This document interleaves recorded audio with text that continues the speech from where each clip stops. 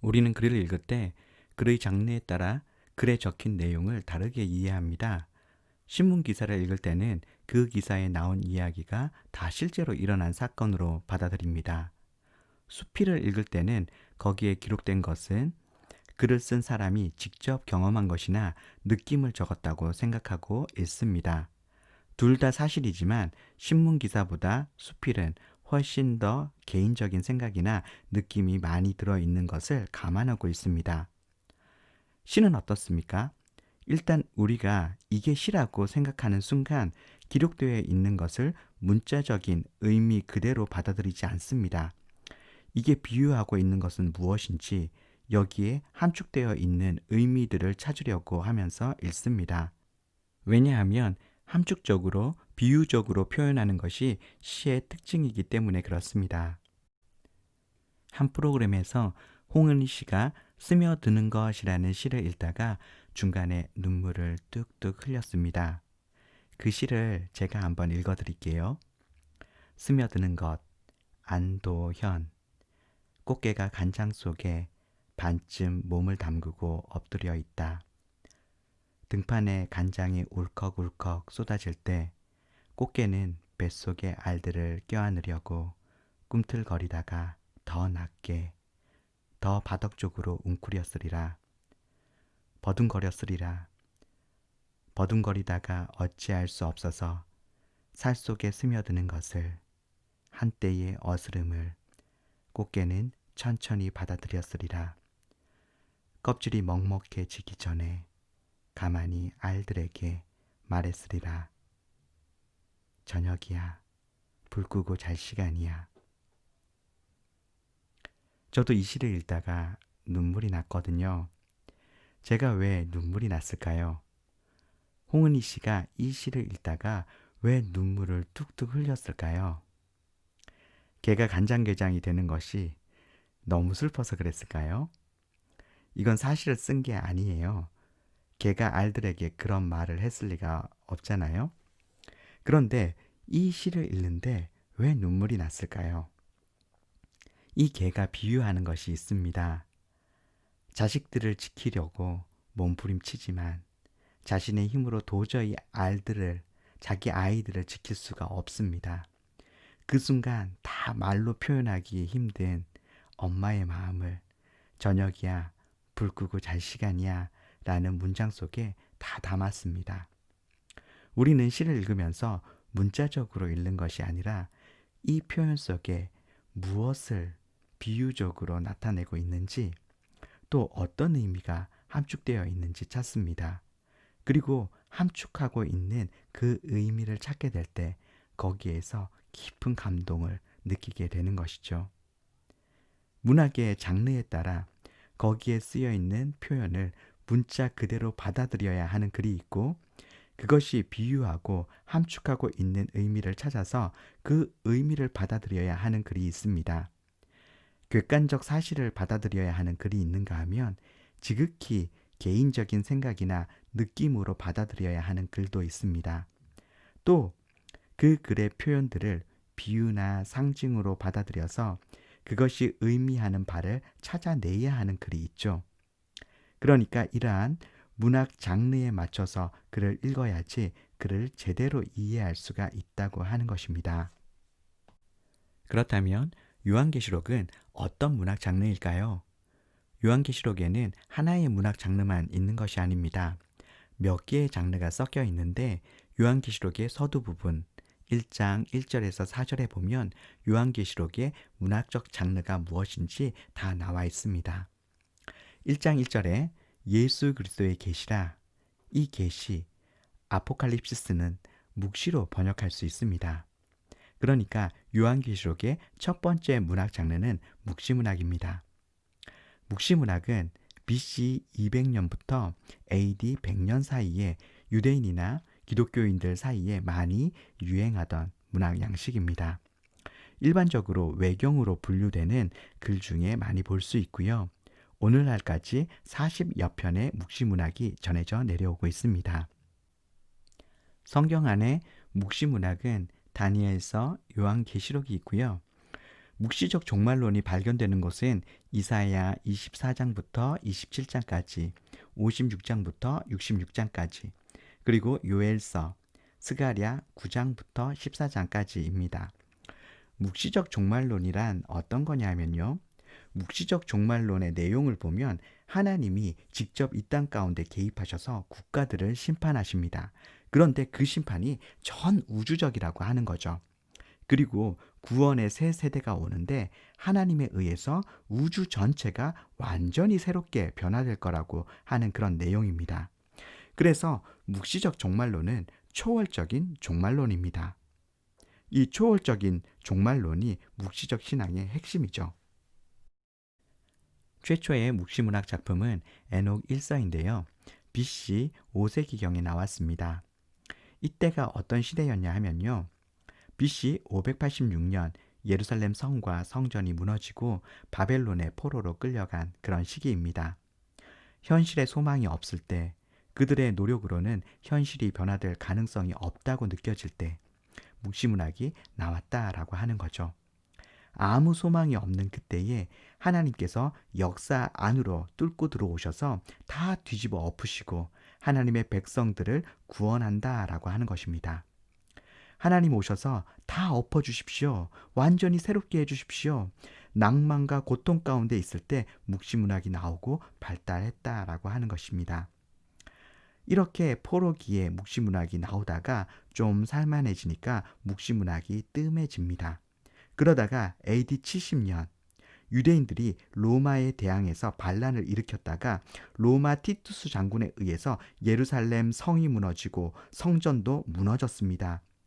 예수님의 예언처럼 돌 위에 돌 하나 남지 않게 되는 상황이 벌어졌죠. 이런 처참한 상황 속에서 다시 묵시문학이 등장했다라고 하는 것입니다. 그러니까 묵시문학은 국가적인 위기로 인해서 소망이 없다고 생각되어지는 상황에서 나왔다라고 하는 것이죠. 묵시문학의 첫 번째 특징은 상징을 많이 사용했다라고 하는 것입니다. 그러면 왜 묵시문학에 상징을 많이 사용했을까요? 묵시문학 자체가 하나님이 오셔서 하나님께서 직접 하나님의 백성을 박해하는 제국을 심판하는 그런 내용이거든요. 이런 이야기들을 제국의 사람들이 읽으면 제국적인 압박이 더 커지고 상황은 더 어려워질 수 있거든요.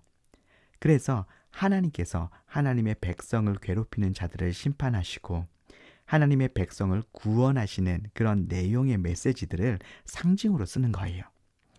이 묵시문학을 읽는 유대인이나 그리스도인들은 다 이해할 수 있고 그들을 박해하는 바벨론이나 로마 제국의 사람들은 읽어도 이게 도대체 뭘 얘기하는 건지, 뭘 의미하는 건지 이해하지 못하도록 상징으로 기록했다라고 하는 것이죠. 사실 우리나라도 일제 치하에 있을 때 주권 회복을 바라는 내용의 시가 많이 나왔습니다. 드러내놓고 못하니까 시로 상징으로 표현하는 것이죠. 윤구경의 반달이라고 하는 시 아십니까? 푸른 하늘 은하수, 하얀 쪽배기에 개수나무 한 나무, 토끼 한 마리, 돛대도 아니 달고 삿대도 없이 가기도 잘도 간다 서쪽 나라로. 이 시는 윤구경이 1924년에 발표한 시인데요. 1923년에 관동 대지진 이후에 조선인 대학살이 있을 때 윤구경은 일본에 있었습니다. 가까스로 목숨을 부지하고 귀국해서 이 반달이라고 하는 시를 썼어요. 돛대도 아니 달고 삿대도 없이 우리나라의 주권을 잃어버리고 정처 없이 흘러가는 이 나라의 운명을 노래한 시이죠. 이렇듯 일제시대에 이런 내용을 드러내놓고 말하기가 어려우니까 상징적인 시로 많이 표현했다고 하는 것입니다. 동일하게 유대 묵시문학도 제국의 치하에서 고난당하고 있을 때 등장하고 발전했다라고 하는 것입니다. 묵시문학의 내용은 우리나라 일제시대 때 나왔던 그런 글들보다 메시지가 훨씬 더 강합니다. 하나님께서 하나님의 백성을 괴롭히는 나라들을 다 심판하고 그의 백성을 구원하시는 그런 내용이니까요. 그래서 이 내용을 유대인들은 다 이해해야 되겠고, 지금 유대인들을 압박하고 있는, 압제하고 박해하고 있는 그 제국의 이방인들은 다 이해하면 안 되는 거예요. 그래서 상징으로 사용해서 글을 쓴 것입니다. 유대인들, 그리스도인들은 다 이해할 수 있고, 제국에 하나님을 믿지 않는 이방인들은 이해할 수 없는 그런 상징을 쓰려면 그 상징을 어디에서 가지고 오면 될까요? 구약의 내용에서 상징을 가지고 오면 되는 것입니다. 그래서 유대 묵시문학이 상징을 사용하고, 또 요한계시록이 묵시문학의 장르를 취해서 상징을 사용하는데, 그 상징이 다 어디에서 온 거냐 하면 구약에서 가지고 온 것이다 라고 하는 것입니다. 요한계시록이 총 404절이거든요. 그런데 요한계시록 안에 담겨 있는 구약의 본문들은 660군데 정도 됩니다. 그러니까 요한계시록은 자신이 가지고 있는 구절 수보다 훨씬 더 많은 구약의 본문을 내포하고 있다라고 하는 것이죠. 요한계시록은 구약의 중요한 내용들을 응축해서 그림 언어로 상징화해서 표현하고 있습니다. 예를 들어보자면 요한계시록에 어린 양이라는 단어가 여러 번 등장합니다. 어린 양이 7인을 떼시고, 어린 양이 찬양을 받고, 어린 양의 생명책이 있고, 생명수가 어린 양의 보좌로부터 흘러나옵니다. 또 어린 양에게 신부가 있습니다. 여기에서 어린 양이 뭘까요? 이것은 이사야 53장에 나오는 그 의미를 가지고 온 것인데요. 이사야서에 소위 말하는 4개의 종의 노래가 있습니다. 42장 1절부터 9절, 49장 1절부터 9절, 50장 4절부터 11절, 52장 13절부터 53장 12절까지, 여기에 4개의 종의 노래가 있는데요. 이사야서의 이 4개의 종의 노래 중에서 클라이막스, 절정은 4번째 종의 노래인 52장 13절부터 53장 12절까지입니다. 그 내용을 보면 메시아가 우리 대신 고난을 받음으로 우리가 나음을 받았다라고 하는 것이죠. 메시아의 대속의 고난을 통해서 우리가 치유받고 죄 용서받고 구원받았다라고 하는 것입니다. 이 이사야 53장에서 메시아를 어린 양으로 묘사하거든요. 메시아가 하나님의 본체, 하나님의 아들이시지만 종으로 오셔서 희생 제사의 어린 양과 같이 고난을 받으시고 죽으심으로 그 백성을 구원하신다라고 하는 것입니다. 이 이사야서의 종의 노래 메시지를 그대로 예수님께 적용시킨 복음서가 바로 마가복음입니다. 메시아이신 예수 그리스도의 고난과 죽으심을 통해서 우리가 정결케 되고 구원받게 된다라고 하는 것이죠. 그리고 예수님의 제자들도 예수님을 따라 십자가의 길, 고난의 길, 순교의 길을 가야 한다라고 하는 것입니다. 예수님께서 희생을 통해 우리를 구원했던 것처럼 제자들도 희생을 통해 다른 사람을 구원하는 일을 하게 된다라고 하는 것입니다. 이것이 마가복음의 제자도의 핵심이죠. 마가복음은 네로 박해 때 쓰여졌는데요. 도미티안 박해 때 쓰여진 요한계시록도 마가복음과 굉장히 비슷한 메시지가 계시록 전반에 깔려 있습니다. 예수님을 어린 양으로 묘사하고, 성도는 그 어린 양을 따라 희생함으로 다른 사람을 구원하고 하나님의 나라가 오게 한다라고 하는 것입니다. 이게 요한계시록의 굉장히 중요한 메시지거든요. 그러니까 이사야서에서 그리고 있는 메시아의 모습, 구약의 희생 제사의 제물로 죽으심으로 그 백성을 구원하시고 회복하신 메시아이신 예수 그리스도에 대해 길게 설명하지 않고 어린 양이라고 하는 상징적 단어 하나로 끝내버리는 것입니다. 요한계시록은 이렇게 구약의 내용을 함축하는 상징적 단어를 사용한다라고 하는 것입니다. 그래서 구약 성경을 늘 읽고 설교를 들었던 당시 성도들에게 요한계시록의 내용들은 쉽게 이해되었을 것입니다. 그래서 그들에게 요한계시록은 열려있는 계시이고요. 구약 성경을 잘 모르는 이방인들에게 요한계시록은 닫혀 있는 계시가 되는 것입니다.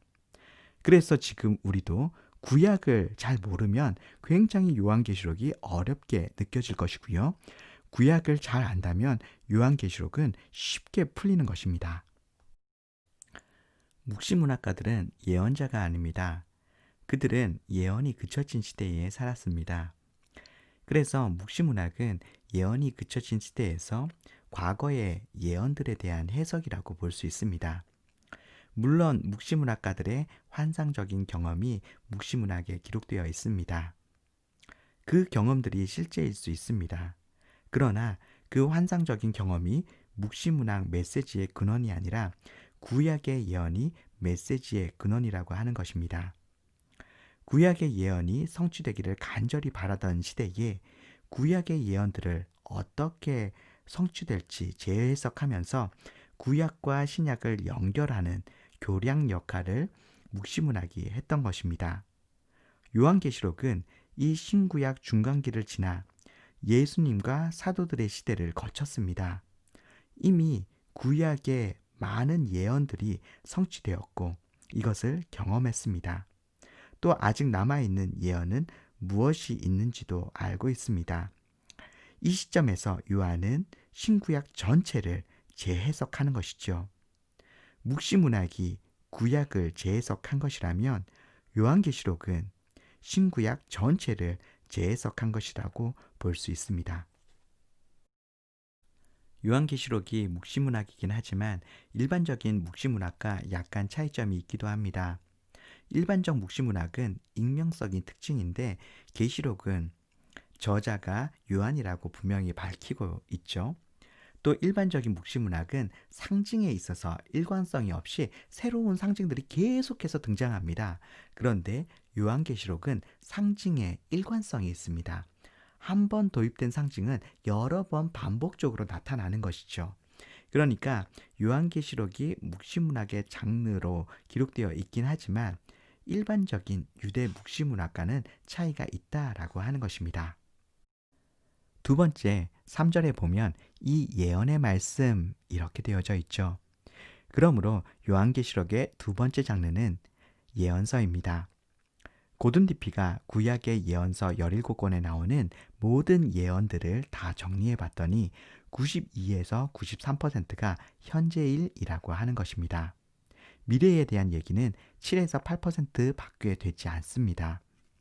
미래를 얘기하는 이유도 그들의 현실의 죄를 회개하고 하나님께 돌이키게 하기 위해서, 그들의 이러한 현실의 문제를 다루기 위해서 하나님께서 이후에 어떤 일을 하실지 얘기하는 것입니다.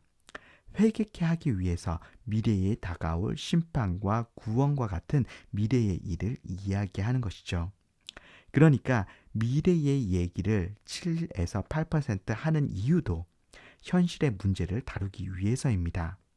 우리는 예언하면 보통 미래의 얘기구나 하고 생각을 하게 되는데 그게 아니라 현실을 훨씬 더 중요하게 다룬다라고 하는 것입니다.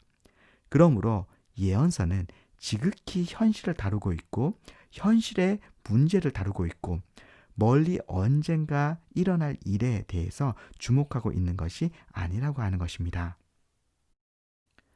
요한계시록은 묵시문학과 예언서가 결합되어져 있는 그런 형태입니다. 묵시문학과 예언서는 비슷한 부분도 있지만 차이점도 있습니다. 여러 가지의 차이점이 있지만 특히 종말론에 있어서 차이가 있습니다. 예언서의 종말은 미래가 결정되어져 있지 않습니다. 지금 우리의 태도에 따라서 미래가 달라지는 것이죠. 반면에 묵시문학의 종말론은 미래가 결정되어져 있습니다. 예를 들어 보면 아모스서 예언서죠. 아모스 5장 4절에 보면 나를 찾아라 그리하면 살리라. 나를 찾지 않으면요 죽는다는 것입니다. 미래가 결정된 것이 아니라 하나님을 찾으면 살고 찾지 않으면 죽는다라고 하는 것입니다. 미래의 삶과 죽음을 이야기할 때 현재 우리가 하나님께 어떤 태도와 어떤 반응을 보이느냐에 따라서 내가 어떻게 하느냐에 따라서 미래가 달라진다라고 하는 것입니다. 그래서 예언자가 강조하는 것은 회개하라라고 하는 것입니다. 지금 회개하면 살고 회개하지 않으면 죽는다는 것입니다. 그래서 예언적 종말론의 초점은 현재에 있습니다. 미래를 이야기하는 이유는 현재 결단을 위해서입니다. 현재에 의해 미래를 바꿀 수 있다라고 하는 것이죠. 그러나 묵시적 종말론은 좀 다릅니다. 땅과 하늘을 구분해서 땅의 모든 일은 하늘에서 결정이 됩니다. 미래도 하늘에서 다 결정되고 시행됩니다. 그래서 미래가 결정되어 있습니다. 때가 되면 하나님이 오셔서 심판할 사람은 심판하고 구원할 사람은 구원합니다. 죽을 사람도 결정되어 있고 살 사람도 결정되어 있다라고 하는 것이죠. 우리의 태도나 반응보다 하나님의 주권을 강조합니다. 예언자적 종말론이 회개를 강조한다면 묵시적 종말론은 하나님의 승리를, 하나님의 주권을 강조합니다. 그러면 왜 현재를 중요시하는 예언자적 종말론과 미래를 강조하는 묵시적 종말론이 나오게 되었을까요? 현재 가능성이 있으면 예언자적 종말론이 나오고 바벨론, 로마 같은 너무나 큰 세력 아래서 우리의 힘으로는 도저히 변화시킬 그런 가능성이 없다고 여겨질 때, 그런 소망이 없는 시대에는 묵시적 종말론이 나오는 것입니다. 소망을 없는 시기에 내가 너무나 미약하게 느껴질 때, 그때 하나님께서 직접 오셔서 주권적으로 우리를 구원하시고 하나님께서 승리하신다는 내용이 더 큰 위로가 되기 때문이죠. 요한은 예언자적 종말론과 묵시자적 종말론을 합쳐서 요한계시록을 썼습니다. 이것이 요한계시록의 독특함입니다. 요한계시록 1장 3절, 이 예언의 말씀을 읽는 자와 듣는 자와 그 가운데 기록한 것을 지키는 자는 복이 있나니 때가 가까움이라. 예언자적 말씀입니다. 현재를 강조하고 있죠. 말씀을 읽고 듣고 지키는 것이 복되다. 이 말씀을 읽고 듣고 지키라고 하는 것입니다. 이 말씀을 지킨다는 의미는 지금 우리가 이해하는 것과 좀 다릅니다. 말씀을 지킨다는 것은 순교의 상황에 빠지는 것입니다. 그런데 지키라는 말씀만 하니까 도미티안의 세력이 너무 큽니다. 목숨을 걸고 이 말씀을 지켜야 되는데, 그러기 위해서는 강한 위로와 강한 승리의 확신이 필요한 것입니다. 그래서 미래에 대한 승리의 확실한 약속을 말하기 위해서 묵시자적 종말론을 사용합니다. 목숨 걸고 현재 말씀을 지켜야 할 성도를 위로하기 위해서입니다. 계시록은 죽도록 충성하라고 말합니다. 죽도록 충성하라는 말이 교회에서 봉사하라는 말이 아니라 진짜 죽기까지, 순교하기까지 믿음을 지키라는 말입니다. 그렇게 죽기까지 믿음을 지킨 자들은 반드시 승리할 거라고 하는 것입니다. 새하늘 새 땅, 어린 양의 호린잔치에 참여하게 될 것이라고 하는 것이죠. 그런데 요한계시록에서는 종말적 축복이 미래에만 나타나는 것이 아닙니다. 요한계시록에서 종말적 축복은 하늘을 통해서 현재적으로 나타납니다. 하늘은 미래적 사건을 결정짓는 장소이기도 하지만 현재 종말에 있을 축복을 미리 경험하도록 하는 곳이기도 합니다. 하늘을 통해서 미래적 사건을 현재화시키는데 이것이 매우 중요한 요한계시록 메시지의 뼈대를 형성합니다. 요한계시록의 세 번째 문학 장르는 서신서입니다.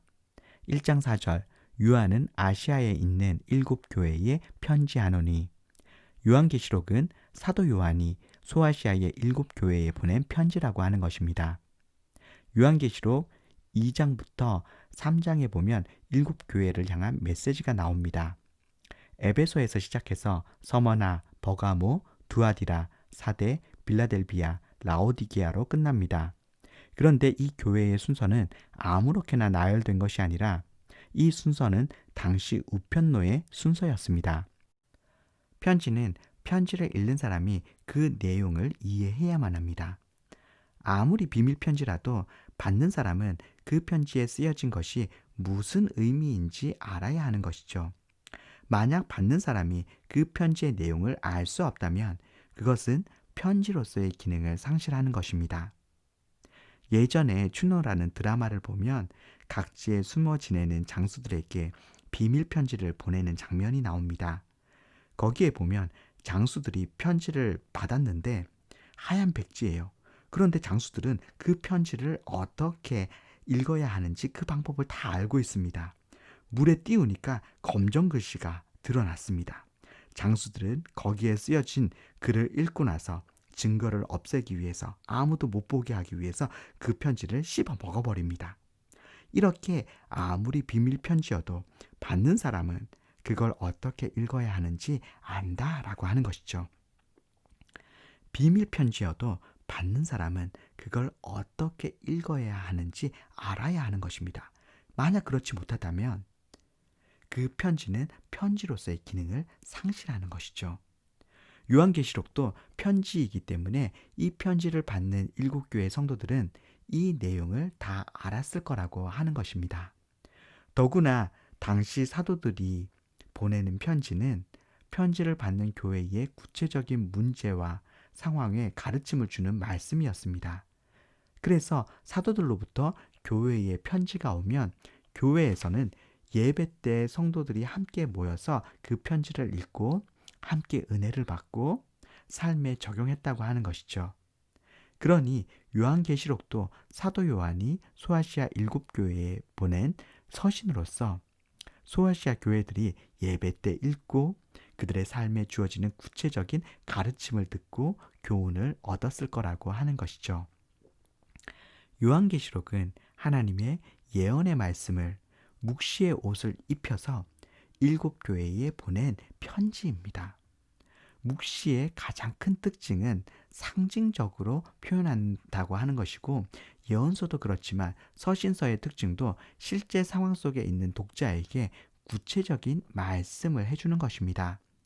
그렇기에 요한계시록의 상징적 표현을 1차적으로 당시 AD 90년부터 96년경 이 편지를 받았던 독자가 당시 상황 속에서 어떻게 이해했는지 그 의미를 파악하고 그 의미를 오늘날 나에게, 우리에게 가져와야 한다라고 하는 것입니다.